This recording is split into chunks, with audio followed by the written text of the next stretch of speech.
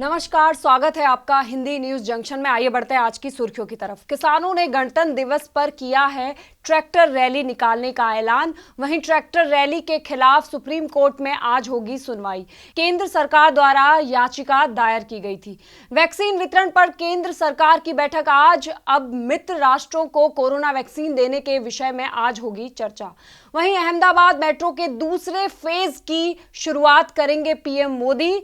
आज सूरत metro rail का भूमि पूजन करेंगे पीएम। मुख्यमंत्री व राज्यपाल भी रहेंगे मौजूद। बिहार विधान परिषद के उपचुनाव में एनडीए ने शाहनवाज हुसैन को बनाया प्रत्याशी। वहीं 6 साल बाद चुनाव लड़ेंगे शाहनवाज हुसैन। रायबरेली कोर्ट ने दी आप विधायक सोमनाथ भारती को जमानत। आज होंगे रिहा। सड़क सुरक्षा माह की शुरुआत करेंगे नितिन गडकरी। लोगों को सड़क सुरक्षा के प्रति किया जाएगा जागरूक। वहीं रॉबर्ट वाड्रा मनी लॉन्ड्रिंग मामले में जोधपुर हाईकोर्ट आज करेगा सुनवाई।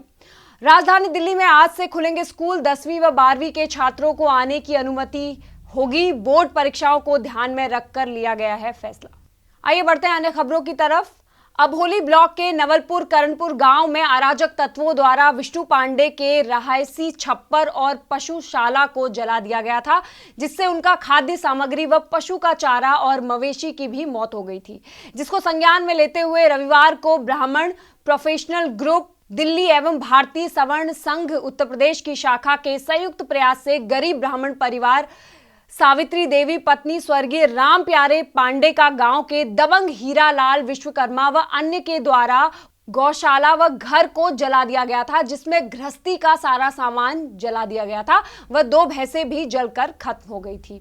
ब्राह्मण प्रोफेशनल ग्रुप की तरफ से व भारतीय सवर्ण संघ महिला प्रकोष्ठ की अध्यक्ष सुमन त्रिपाठी द्वारा 1 महीने का भोजन सामग्री तत्काल देने व 1 टिन शेड बनवाकर देने की घोषणा की गई थी। इस मौके पर साधु तिवारी, राष्ट्रीय महासचिव भारतीय सवर्ण संघ के नेतृत्व में भूतपूर्व ब्लॉक प्रमुख चिल्हर ठाकुर, श्री कृष्ण सिंह, डॉक्टर काली प्रसाद मिश्र, वहीं श्री अंजनी सिंह, भारतीय सवर्ण संघ वरिष्ठ उपाध्यक्ष सत्यनारायण पांडे, श्री विजय उपाध्याय, श्री संजय सिंह और श्री लल्लन सिंह के साथ साथ प्रमोद पांडे, धीरेन्द्र दुबे की उपस्थिति में एक नवनिर्मित कमरे की चाबी और खाद्यान्न सामग्री सौंपी गई है।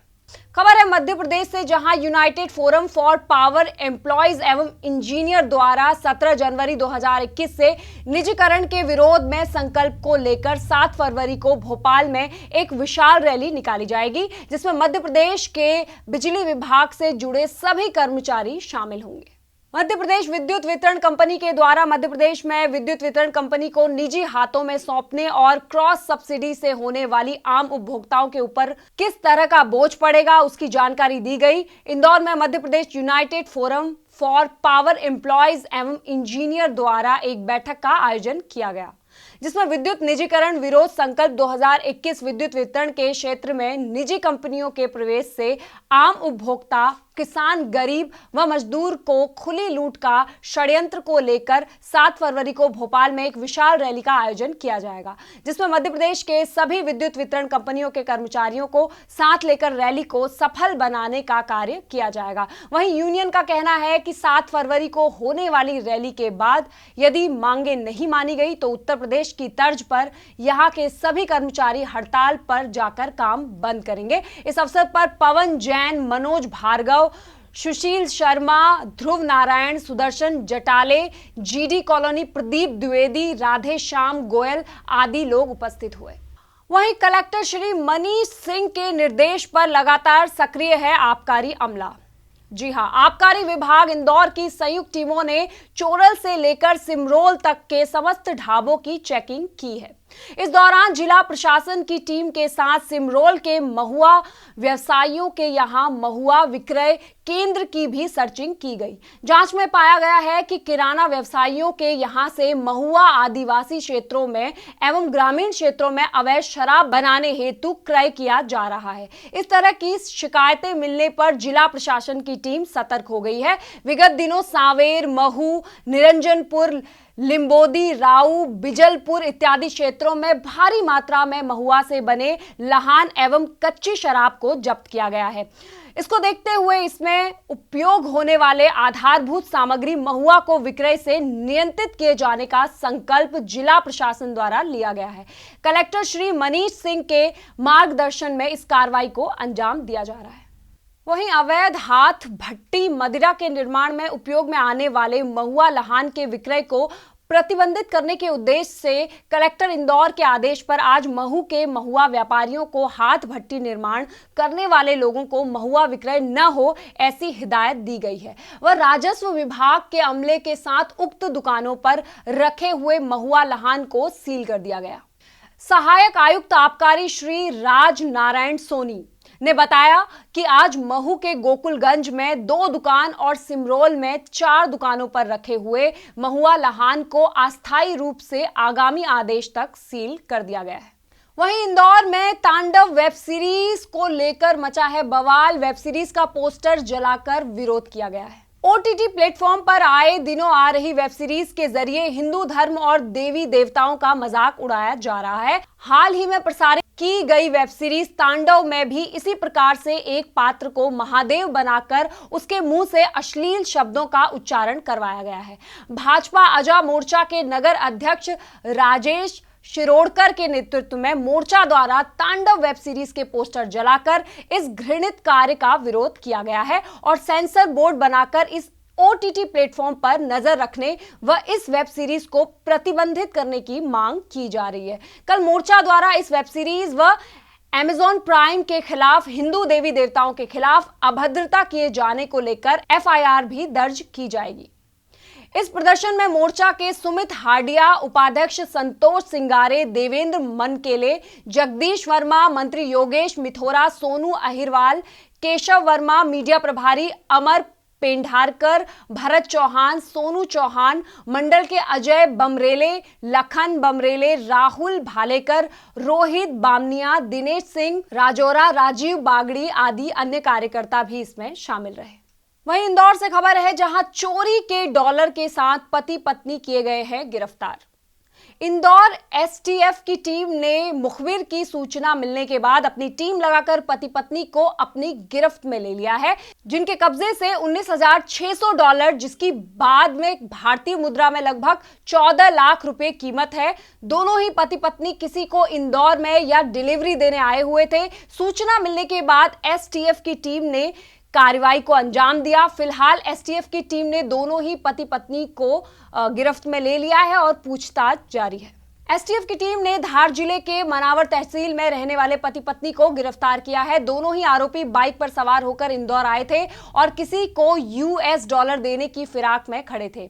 STF को मिली सूचना के बाद टीम ने घेराबंदी कर हिरासत में लेकर दोनों पति पत्नी से थाने ले जाकर पूछताछ की, जिनके पास 19,600 डॉलर मिले, जो भारतीय मुद्रा के हिसाब से 14 लाख रुपए से अधिक के हैं। ये जब्त डॉलर पिछले कुछ दिनों पहले महू निवासी के बैग से चोरी हुए थे, जिसकी रिपोर्ट फरियादी ने किशनगंज थाने में भी कराई थी। वहीं आरोपी बैग कटिंग की घटनाओं को यात्रा करते समय अंजाम देते थे। फिलहाल STF की टीम दोनों आरोपियों से पूछताछ कर रही है। STF इकाई जो इंदौर को एक उल्लेखनीय सफलता प्राप्त हुई है, जिसमें मुखबिर से सूचना प्राप्त हुई थी कि एक व्यक्ति रफ़ीक और उसकी पत्नी कुछ डॉलर बेचने के लिए आ रहे हैं। तो इस पर से सूचना पर STF की टीम लगाई गई थी और टीम द्वारा उक्त व्यक्ति रफ़ीक और उसकी पत्नी को पकड़ा गया, जिनके पास से कुल 19,600 डॉलर कीमती करीब 14,30,000 रुपये जब्त किए गए हैं। इसके अतिरिक्त मोटरसाइकिल और मोबाइल इत्यादि भी जब्त किए गए हैं और आरोपियों से पूछताछ की गई। उनके विरुद्ध धारा 102, 41-102 में कार्रवाई STF द्वारा की गई है और पूछताछ में ज्ञात हुआ कि एक मुर्तजा बोरा है, उनके जो कर्मचारी हैं वो बॉम्बे से ये उक्त राशि, वो पासपोर्ट और ये फॉरेन करेंसी का काम करते हैं। तो उनके जो कर्मचारी वे राशि लेके आ रहे थे, जो बस में उनकी बैग कटिंग से चोरी हो गए थे और इस संबंध में थाना किशनगंज में अपराध पंजीबद्ध है। उक्त आरोपियों से सघन पूछताछ की जाएगी और वारदात में जो भी शामिल है पुलिस द्वारा उसके पतारशी की आगे वैधानिक कार्रवाई की जाएगी। सर, पूछताछ में कोई सामने आया दोनों आरोपियों से? आरोपियों से पूछताछ में ये ज्ञात हुआ है कि कुछ एक गैंग है जो बैग कटिंग का काम करता है और वो प्रोफेशनली बैग कटिंग की उनकी पुरानी वारदातें भी रही हैं, उनका आपराधिक रिकॉर्ड भी है। तो अभी ये विवेचना जारी है, इसलिए इनके नाम आदि जारी नहीं किए जा सकते। उस पर काम किया जा रहा है और जो भी इस आरोप इस घटना में लिप्त है उनके विरुद्ध कठोर वैधानिक कार्रवाई की जाए। जो दो पकड़ा है वो जो बताया जा रहा है कि जो आरोपी हैं जो बैग कटिंग का काम करते हैं, उनके कुछ संबंध है, इनके कुछ? हाँ, ये जो पकड़े गए हैं ये एक प्राइमरी टीचर है और उसकी वाइफ है और इनकी रिश्तेदारी है वो जो आरोपी घटना में शामिल है, ऐसी अभी पूछताछ में जानकारी आई है, इसकी पुष्टि की जा रही है और इनकी गिरफ्तारी की गई है और संबंधित थाना जो किशनगंज है उसको सुपुर्द किया गया है। आइए चलते हैं अगली खबर की तरफ। श्री राम मंदिर निर्माण के ट्रस्टी श्री कामेश्वर चौपाल आए प्रेस क्लब में। प्रेस वार्ता के दौरान उन्होंने बताया कि श्री राम जन्मभूमि तीर्थ क्षेत्र के लिए सरकार द्वारा वो बनाए गए हैं ट्रस्टी। तो आज सोमवार वो प्रेस वार्ता में आए और उन्होंने प्रेस से मिलिए कार्यक्रम में शामिल होकर मीडिया के साथियों से चर्चा की। श्री कामेश्वर चौपाल 1989 में राम जन्मभूमि पर शिलान्यास करने वाले पहले दलित समुदाय से ताल्लुक रखने वाले व्यक्ति हैं। इनके सानिध्य में बिरसा मुंडा अभियान वनवासी क्षेत्रों में लोकप्रिय भी हुआ। वनवासी क्षेत्रों में श्री राम जन्मभूमि अभियान को जन जन तक पहुंचाने में इनका महत्वपूर्ण योगदान रहा है। श्री चौपाल ने कहा कि विहिप एवं संघ ने 1984 में धर्म संसद की बैठक में निर्णय लिया कि संतों के निर्देशन में ये राम मंदिर आंदोलन चलाया जाएगा। पहली बैठक में निर्णय हुआ कि राम जन्मभूमि पर ताला लगा है, उसे खुलवाने के लिए प्रेशर बनाया जाए। श्री चौपाल ने कहा कि राम का कनेक्शन सीता की भूमि सीता मड़ई से यात्रा निकाली और अयोध्या पहुंचे। बाद में कई रैलियां निकाली गई। उसी दौरान इंदिरा जी की हत्या हो गई तो यात्रा भी बंद कर दी गई। सड़क से संसद तक कई रैलियां भी निकली। 3 लाख से अधिक राम शिलाएं अयोध्या पहुंची, जो देश का संकल्प था। भावना ही प्रधान है जिसने देश को आजादी दिलाई। वैसे ही राम के प्रति जो भाव है, आज उसी दौरान वो इंदौर पहुंचे हैं अपने दौरे पर। 15 अगस्त से 27 फरवरी तक अभियान बोध गया से शुरू किया गया है। 42 दिन तक ये अभियान चलेगा। वहीं परशुराम भूमि और महू बाबा अंबेडकर जन्मस्थली भी पहुंचे। उनका कहना है कि कांग्रेस की सरकार ने ही हमें हैंडओवर किया था राम जन्मभूमि का चार्ज, सरकार भी उन्हीं की थी। कांग्रेस के आरोप पर कहा कि कुछ लोगों का काम सिर्फ बोलना ही होता है। राम मंदिर की मूर्ति को लेकर हमारे यहाँ धर्म संसद है, उसकी बैठक हम रखेंगे। हो सकता है नीचे राम जी का शिशु रूप होगा और उसके ऊपर राम दरबार, लेकिन ये तय धर्म संसद ही करेगी। 1989 से निर्माण कार्य शुरू हुआ है। उसी समय से पत्थर तराशा जा रहा है। निर्माण कार्य में सीमेंट, रेत और कंक्रीट का प्रयोग नहीं करेंगे, केवल पत्थर से ही ये बनेगा। वहीं एक्सपर्ट कहते हैं कि 36 से 48 महीने में मंदिर बन जाना चाहिए। 200 फुट खुदाई के बाद पानी का लेयर सामने आया है। अब फिर से उप समिति एक्सपर्ट बनाई गई है जो ये जानकारी कराएंगे कि कौन से कंस्ट्रक्शन की विधा का उपयोग किया जाए और मंदिर बनाया जाए। इंदौर से हमारे संवाददाता की एक रिपोर्ट। ज्योग्राफी जब पढ़ेंगे तो 3 प्रकार के क्षेत्र हैं। तो जिस क्षेत्र में अयोध्या, बिहार, बंगाल आता है तो गंगा के किनारे का क्षेत्र, कई नदियां वहां बहती हैं, हिमालय से निकट की नदियां, तो वहां का पानी के लेयर बहुत निकट है। आप यदि उत्तर बिहार की तरफ दौरा करेंगे तो 40 फीट 45 फीट में पानी खूब बढ़िया निकलता है। किसान हमारे 40 फीट का पाइप लगा के खूब खेत पटाते हैं। तो वो सरयू के तट पर है। तट पर होने के कारण से पानी का लेयर है, नदी प्रवाहित है सो नहीं है, पानी का लेयर संपूर्ण भूमंडल पर है, नहीं तो जीव जगत चल ही नहीं सकता। हम पानी आखिर जमीन से ही लेते हैं ना, भूतल पानी का ही उपयोग करते हैं, तो वहां लेयर निकट है। अभी जो हमको नक्शा दिया था, जिसको कहते हैं कि लेआउट मैप, उसके आधार पर नींव की खुदाई जब हुई थी, 200 फीट खुदाई के बाद वो पानी का लेयर आ गया। तो पानी का लेयर आ गया तो सीधे उस पर नहीं डाला जा सकता पानी के लेयर पर नींव को। अभी जो स्ट्रक्चर लाया था उसमें था कि 1200 पिलर लगेंगे, 1200 नींव डाले जाएंगे और उस पर मंदिर बनाया जाएगा। लेकिन अब ध्यान में आया, उसमें फिर से एक्सपर्टों की कमेटी ने भी एक समिति बनाई है जिसमें देश के नामचीन वैज्ञानिक लोग लगे हैं, कुछ आर्किटेक्ट के लोग लगे हैं, कुछ इंजीनियर्स लगे हैं, जो इस बात तक की जानकारी करेंगे कि इस पर कौन सा कंस्ट्रक्शन के विधा को उपयोग किया जाए। तो हमको ध्यान में आ रहा है कि अभी भी जो गंगा में या बड़े बड़े नदियों में समुद्र में पुल बनता है तो उसकी विधा ये होती है कि नीचे स्काल्पिंग किया जाता है और फिर उसके बाद उस पर से पिलर खड़ा किया जाता है। तो हो सकता है कि जो मंदिर की जितनी लंबाई जितनी चौड़ाई है उसके अंदर नीचे पर में राफ्टिंग करके एक प्रकार से पहाड़ निर्माण कर ले और उस राफ्टिंग पर से फिर पिलर निकाले। ये एक्सपर्ट का राय आएगा, उसके आधार पर काम शुरू हो जाएगा। आज शुरू हुआ तो 36 महीने से 40 महीने के अंदर मंदिर बनकर दिया। ये देश भर में कमेटियां बनी है हर एक लेवल पर। मैंने बताया ना, पूरे देश का पंचायत करने के लिए देश अस्पताल बन गई है, प्रांतों में प्रांत अस्पताल बनी है, जिलाओं में जिला स्तर पर बनी है, जिला के नीचे प्रखंड और प्रखंड स्तर पर, पंचायत स्तर पर, सभी लेवल पर कंट्रोलिंग है और सबका सूत्र एक दूसरे से जुड़ा हुआ है ताकि कहीं पर भी कोई कठिनाई हो तो अनुभव ऊपर तक हो है। इस प्रकार की व्यवस्था हम किए हैं और उसके लिए एक प्रवास का क्रम लगातार चल रहा है।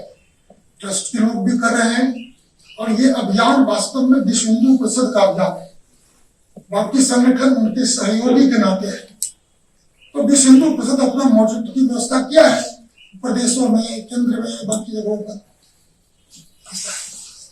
वहीं बात करेंगे मध्य प्रदेश में दमोह विधायक राहुल लोधी का जूतों की माला पहनाकर हुआ स्वागत। जी हां, विरोधियों ने उन्हें वहां पे जूतों की मालाएं पहनाई। हाल ही में कांग्रेस छोड़ भाजपा में आए राहुल लोधी चुनाव जीतने के बाद पहली बार नगर आगमन पर स्वागत रैली में शामिल हुए, जहां कांग्रेसियों ने विरोध जताते हुए जूतों की माला पहनाने एवं कालिक फेंकने की कोशिश की और नारे भी लगाए। हालांकि माला पहनाने वालों को पुलिस ने गिरफ्तार कर लिया है।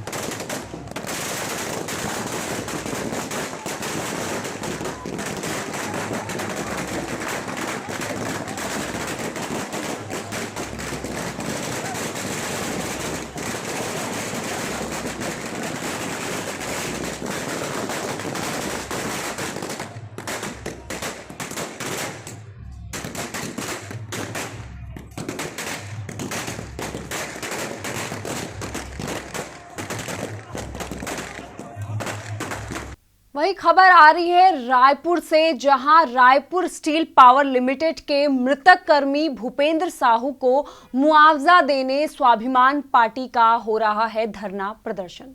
स्वाभिमान पार्टी के बैनर पर आज झाड़ूराम देवांगन उच्चतर माध्यमिक विद्यालय के सामने Raipur steel and power limited के पूर्व कर्मचारी मृतक भूपेंद्र साहू को कंपनी ने मुआवजा दिलाने की मांग को लेकर बड़ी संख्या में ग्रामीणों और कंपनी के कर्मचारियों ने धरना दिया। इस एक दिवसीय धरने में 25 वर्षीय मृतक भूपेंद्र साहू की फोटो सामने रख के मृतक की पत्नी 21 वर्षीय अंजू साहू और 6 माह का पुत्र धरने पे बैठे हैं। मृतक की माता और अन्य छोटे भाई भी बड़ी संख्या में अपने साथियों के साथ और अपने गांव पटेवा के सरपंच मिथिलेश साहू सहित उपस्थित रहे। ज्ञातव्य है कि पूर्व में दिसंबर माह में जिला कलेक्टर को इस संदर्भ में स्वाभिमान पार्टी के बैनर तले एक ज्ञापन दिया गया था, जिसमें Raipur steel and power limited के डायरेक्टर संदीप अग्रवाल के विरुद्ध षड्यंत्र पूर्वक काम करने के खिलाफ कार्रवाई करने और मृतक भूपेंद्र साहू को मुआवजा दिए जाने की मांग की गई थी। लेकिन लगभग एक माह बीत जाने के पश्चात भी न किसी प्रकार की कोई कार्रवाई की गई, न मुआवजे की बात हुई। धरने को संबोधित करते हुए छत्तीसगढ़ केमिकल एप्लाइज यूनियन के नेता प्रभुनाथ मिश्रा ने इसे बहुत दुर्भाग्यजनक बताया है। उन्होंने कहा है कि इतनी कम उम्र में एक कर्मचारी की मौत पर जिला प्रशासन को तत्काल कार्रवाई करते हुए मुआवजा दिलाया जाना चाहिए था, किंतु कोई कार्रवाई नहीं हुई। स्वाभिमान पार्टी के नेता सतीश कुमार त्रिपाठी ने कहा कि पूर्व में भी Raipur steel and power limited के कर्मचारियों के साथ बहुत अन्याय और अत्याचार हुआ है। स्वयं कलेक्टर ने कई बार मामलों में हस्तक्षेप किया है और कर्मचारियों को राहत दिलाई। वहीं संदीप अग्रवाल, जो कि एक डायरेक्टर हैं, उन्होंने भी अपने कर्मचारियों के खिलाफ एक झूठा मुकदमा कायम करके षड्यंत्र पूर्वक प्रताड़ना का काम किया है। मृतक की मां ने पत्रकारों से बातचीत में कहा, उनके यहां अब कोई कमाने वाला नहीं बचा। मृतक ही एकमात्र उनका सहारा था। 6 माह के बच्चे और 21 वर्षीय उसकी विधवा पत्नी सहित घर में परिवार के अन्य कई सदस्य हैं, लेकिन कमाने वाला कोई नहीं बचा। डायरेक्टर संदीप अग्रवाल के विरुद्ध कठोर कार्रवाई की जानी चाहिए और कलेक्टर महोदय को तत्काल मुआवजा दिलवाना चाहिए। धरने के पश्चात जिला कलेक्टर को ज्ञापन देने के लिए एक रैली के माध्यम से प्रदर्शनकारी कलेक्टर परिसर में पहुंचे, जहां उन्होंने अपना ज्ञापन दिया, जिला कलेक्टर और मुख्यमंत्री के नाम सौंपा। प्रदर्शनकारियों ने बताया कि धरने के बाद गृह मंत्री के निवास जाकर ताम्रध्वज साहू के नाम से भी एक ज्ञापन सौंपा जाएगा। आज के धरने में संतोष विश्वकर्मा, रामचरण साहू, भूषण साहू, तरुण कुमार साहू, RK राय, मदन साहू, हरविंदर सिंह, ओंकार ताम्रकार, प्रशांत साहू, श्रीमती अंजू साहू समेत बड़ी संख्या में महिलाएं और पुरुष कंपनी के कर्मचारी उपस्थित रहे। तो ऐसे ही खबरों के लिए जुड़े रहिए हिंदी न्यूज जंक्शन के साथ। नमस्कार।